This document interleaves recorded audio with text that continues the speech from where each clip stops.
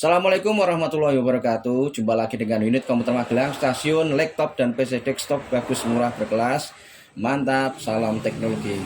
Oke teman-teman ya, gimana setelah lihat vlog YouTube yang kemarin? Kita sekitar 1 mingguan ya, kalau nggak salah. Itu kita vlog dengan AMD A8 ya teman-teman. Sudah lumayan ya dilihat dari performanya. Nah, kita sekarang ada lagi ngevlog lagi yaitu pesaingnya ya teman-teman. Nah, ini adalah rangkaian PC yaitu dari produk Gigabit ya dengan prosesor Intel. Nah, ini adalah menurut saya digunakan untuk grafis multimedia dan game. Nah, tapi seri ini adalah seri terhematnya ya teman-teman, karena di dalam rakitan ini adalah kita tidak menggunakan VGA tambahan. Namun di dalam prosesornya adalah sudah terdapat GPU ya teman-teman ya. Adapun speknya adalah sebagai berikut. Untuk melihat rinciannya, sebelum melihat rinciannya, teman-teman kalau mau merakit seperti ini dibutuhkan dana itu kurang lebih antara kisaran 6 sampai 7 jutaan. Jadi karena dolar itu naik turun, jadi kita nggak berani mengasihkan sesuatu yang pasti. Tapi kalau teman-teman cari ya kisarannya untuk CPU saja yaitu 6 sampai 7 jutaan, teman-teman bisa mendapatkan performa CPU seperti ini. Oke ya teman-teman, langsung saja kan kita sebutkan spesifikasinya adalah sebagai berikut, di mana prosesor ini adalah menggunakan Intel Core i5 generasi ke-10 yaitu Comet Lake, di mana prosesor ini adalah menggunakan 10400. Di tipe prosesor ini adalah beda dengan seri F ya teman-teman. Ketika seri F itu tidak terdapat GPU di dalamnya dalam prosesor tersebut. Di sini sudah ada include prosesor tersebut adalah menggunakan Intel UHD 630. Dan nantinya kita akan menguji seberapa kuatkah GPU yang ada dalam prosesor ini ya. Kita sudah siapkan di sini adalah dengan menggunakan PES 2021. Di GHz ini dengan prosesor 10400 yaitu dia dimulai dari 3,9 GHz up-nya sampai 4,3 GHz. Dia menggunakan 6 core prosesor, untaiannya atau thread-nya yaitu 12, dan nanti kita akan uji di menggunakan software dengan Cinebench R15 yaitu diketemukan nanti pokoknya ada 12 ya, nanti 12 petaan, 12 untaian untuk merendernya. Dan update lagi kita akan menggunakan Cinebench R23 dan nanti kita akan ketahui single core-nya, performa single core-nya dan performa multi core-nya. Dan di tipe prosesor ini maksimalisasinya yaitu menggunakan RAM berapa? Sampai ke 128 GB. Dia masih menggunakan DDR4 ya teman-teman. Di seri dengan generasi 10 ini dia belum support DDR5 kalau kita baca ya dalam spesifikasi yang ada di dalam, nanti kita tampilkan dalam rincian prosesor tersebut. Dan dia menggunakan TDP 65 watt ya, ini kita lihat ya. Nah, 65 watt. Oke teman-teman ya. Kemudian untuk memberikan nuansa hematnya, ini ceritanya kita memberikan rakitan yang hemat harga namun performa luar biasa ya teman-teman. Kita di sini ada motherboard yang cukup terkenal dan sudah kita vlog juga sebelumnya. Kayaknya kalau nggak salah di Intel Core i3 ya teman-teman. Nah, ini kita menggunakan tipe seperti ini ya teman-teman. Nah, ini dengan menggunakan Gigabit H410M S2. Nah, seperti ini. Nah, buat teman-teman kalau mau melakukan perakitan yang tadi saya sebutkan ya, harganya di antara 6 sampai 7 jutaan. Nah, teman-teman dapat seperti ini motherboardnya, dan ini merupakan sudah merek yang cukup terkenal kawan ya teman-teman. Adapun di sini dia memiliki fitur sebagai berikut ya. Supportnya dia adalah mendukung di generasi 10. Jadi jika teman-teman kurang puas merakit dengan Intel Core i5 generasi 10 tadi 10400, teman-teman bisa mengupgrade-nya sampai ke Intel Core i9 seperti yang kita upload kemarin, yaitu dengan 10900 ya teman-teman. Dia masuk di prosesor ini. Dan di sini adalah belakangnya itu ada, ini bisa dilihat ya, mungkin nanti kita tampilkan. Di sini ada PS2 ya teman-teman, jadi keyboard mouse-nya bisa masuk di sini itu. Terus terdapat port VGA, terus ada slot USB-nya itu ada 6. Nah, di sini ada 6 kali ya slot USB-nya. Terus terdapat untuk RJ45-nya masuk di sini ya untuk LAN. LAN-nya adalah menggunakan Gigabit Gaming LAN. Nah, di sini transfernya lebih cepat ya kawan-kawan ya. Kemudian juga terdapat audio. Sayangnya di sini outputnya itu tidak ada HDMI-nya teman-teman. Jadi buat teman-teman kalau mau memakai HDMI, jangan di on button ini ya, teman-teman harus menggunakan VGA tambahan. Nah, di sini sudah ada VGA slotnya PCI Express, dia ada satu ya kawan-kawan, terus ada yang kecil-kecil itu juga ada di sini untuk kayak apa ini? Bentar ya.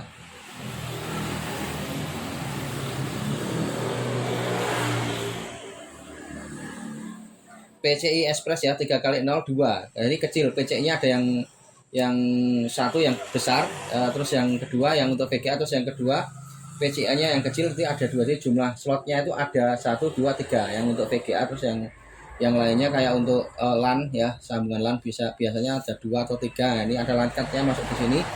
Terus kemudian untuk slotnya ini RAM-nya terdapat 2, slot RAM-nya 2. Jadi buat teman-teman maksimalisasinya sampai berapa? Nah, ini informasi ya. Kemungkinan ini bisa sampai 64 GB. Karena dalam satu slot itu ada 32 GB. Tapi yang kita coba di sini adalah yang sering kita coba baru sampai ke 16 dan 32 GB. Tapi di raketan di sini nanti akan kita sebutkan RAM-nya teman-teman. Nah, untuk kemudian untuk powernya, jadi ini ada tambahannya 8. Jadi buat teman-teman kalau merakit ini ada 24 pin power terus 8 tambahan. Jangan menggunakan power supply yang biasa, cari yang true power ya, yang banyak pinnya ya kan kawan ya. Terus kemudian biar pure, biar bagus. Kalau yang biasa, maka yang biasa standar itu, ke power supply standar yang tidak true power itu biasanya nggak kuat. Terus kemudian untuk yang lainnya ya, ini ada berdekatan yaitu slot SATA ya teman-teman, ada 4. Di sini tidak memiliki slot SSD NVMe. Jadi buat teman-teman kalau beli tipe ini dengan seri Gigabyte H410, agak berisik pinggir jalan ya. Oke, kita ulangi. Jadi buat teman-teman kalau membeli mainboard dengan tipe Gigabyte H410 MNS2, di sini tidak terdapat slot SSD NVMe. Jadi teman-teman mungkin menambahkan tambahan sendiri ya teman-teman ya, PCI card-nya ya. Tapi kalau menggunakan SATA bisa, di sini kan ada 4 ya SSD SATA. Jadi SSD tidak hanya SSD M2 NVMe tapi SSD SATA ini masuk di sini. Oke, ini ada slot prosesor udah ya. Kalau masalah ketahanannya sudah tidak diragukan lagi karena Gigabyte sudah benar-benar produk yang sangat teruji, dan untuk garansi resminya ini adalah sampai 3 tahun ya motherboard ini. Ini solid kapasitor. Terus kemudian di rakitan ini tidak mendapatkan VGA ya teman-teman. Jadi yang kita uji di sini adalah belum menggunakan GPU. Nah, kalau yang dilihat di ini, nah ini sudah ada GTX dengan 1650 4 GB. Kalau misalnya teman-teman kurang puas, kurang mumpuni, kepingin memberikan suatu nuansa yang paling bagus, teman-teman bisa kasih GPU tambahan, tapi harganya juga naik ya. Ini kita kan ceritanya menguji di performa GPU yang ada bawaan di prosesor Intel Core i5 10400. Ya teman-teman, sudah dari kita ya. Terus yang selanjutnya menginjak memori penyimpanan atau penyimpanannya, yaitu kita menggunakan SSD 240 GB dimasukkan di produk ini ya teman-teman, SSD SATA. Kemudian untuk RAM-nya di sini kita menggunakan 8 GB kit Grayscale ya, dia adalah 4x2. Karena kenapa? Kita tujuannya adalah mencari FPS game yang ada di bawaan GPU dengan prosesor 10400. Kemudian untuk casingnya di sini kita menggunakan Infinity dan PSU-nya juga menggunakan Infinity Pure ya kawan-kawan ya, seperti ini. Mungkin dari kita sudah cukup jelas ya, akan kita berikan hasilnya. Oke, sebelum nanti kita akan berikan hasilnya, ini besok ada penambahan ya teman-teman. Nah, ini ada Mbak Devi. Iklan ini apa besok kita mau uji apa Mbak Devi? Nah, ini tonton di channel kita. Ini ada mungkin tentang generasi keberapa Mbak itu? Uji yang i3 generasi ke-12 ya. Keren. Alder Lake generasi ke-12. Jadi buat teman-teman penasaran dengan performanya, tonton di channel YouTube kita teman-teman. Kita akan subscribe.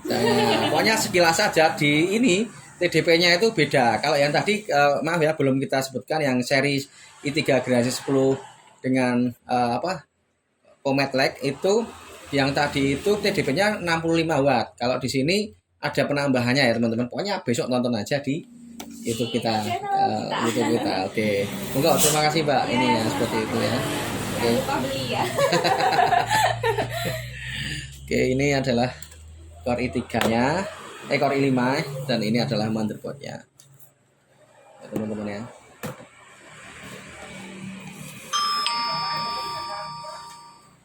Oke, untuk prosesornya adalah dia menggunakan Intel Core i5 dengan generasi 10400F, yaitu dia adalah berjenis LGA dengan 1200.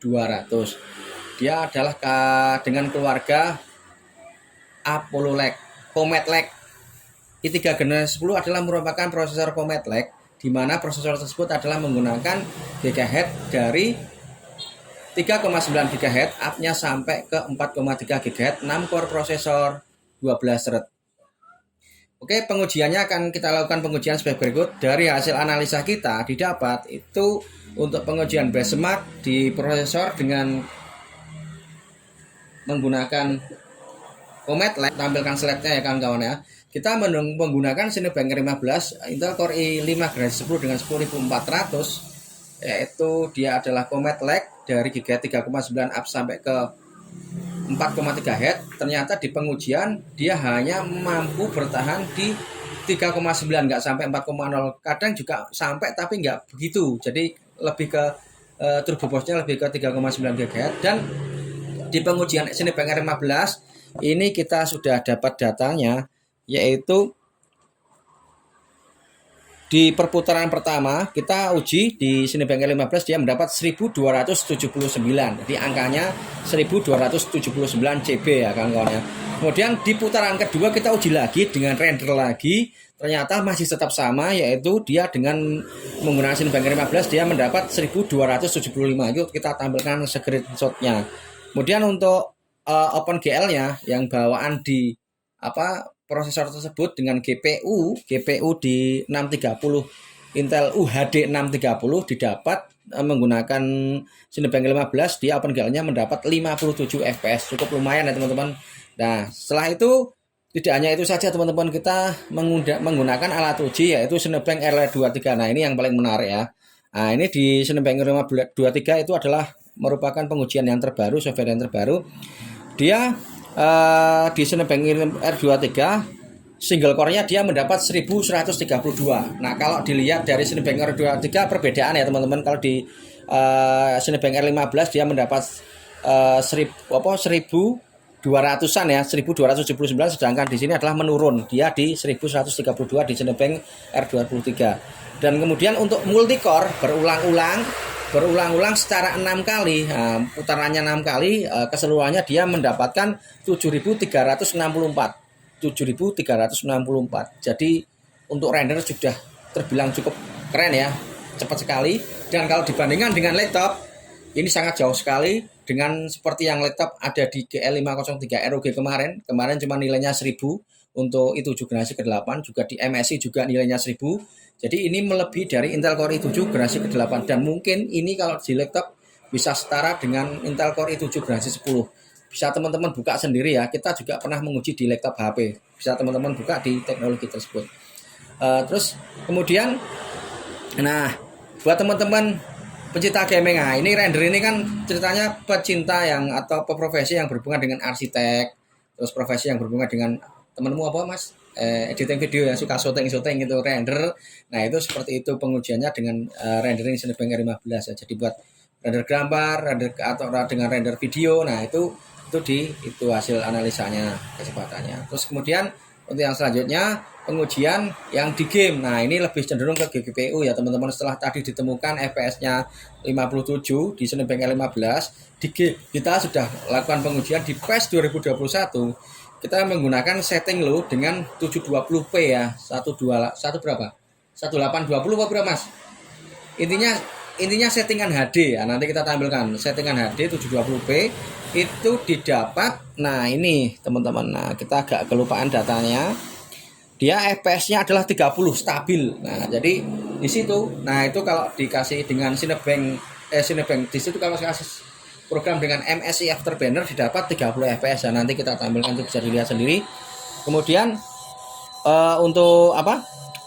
Untuk RAM-nya dia adalah di angka rata-rata 5,8 mendekati 6 GB dan untuk CPU-nya dia adalah 21 sampai 22%. Jadi ngelut apa gamenya itu 21 sampai 22% dan kadang-kadang 20. Jadi nggak begitu panas ya teman-teman. Tapi untuk suhunya dia 75 derajat Celcius, stabil di 75 derajat Celcius. Ini di settingan game untuk PES 2021. Kemungkinan 2022 apakah bisa? Nah, menurut saya mending cari tambahan VGA kayak gini ya teman-teman ya. Ini adalah GPU yang ada di 7 dengan 630 itu hasilnya 30 fps. Dan kalau dibandingkan dengan generasi 11 bagus mana? Kalau saya analisa di generasi 11 itu lebih tinggi karena dia menggunakan 750. Nah, mungkin untuk yang pertemuan berikutnya kita akan uji ya. Ini ada Core i5 di situ. Besok kita akan uji GPU-nya. Penasaran? Ini ada Intel Core i5 generasi ke-12. Ini Core i3 generasi ke-12 dan ini ada Core i5. Nah, ini dulu baru setelah ke Core i3 nanti kita akan uji yang Core i5 generasi ke-12. Oke ya, sudah cukup. Mungkin buat teman-teman sudah menjadi pertimbangan ya. Ini adalah salah satu referensi, cari yang sebanyak-banyaknya. Jadi minat dengan produk ini di anggaran sekitar 6-7 jutaan. Silahkan datang ke toko kami untuk wilayah Magelang atau Kedu mungkin ya, dekat-dekat dengan sini, atau dekat dengan kota Magelang, atau mungkin kota Magelang bisa ke toko kami unit komputer Magelang. Tapi kalau untuk jauh bisa melalui Tokopedia atau Bukalapak. Tapi kalau teman-teman mau lebih agak hemat, mendingan teman-teman cari toko yang terdekat ya.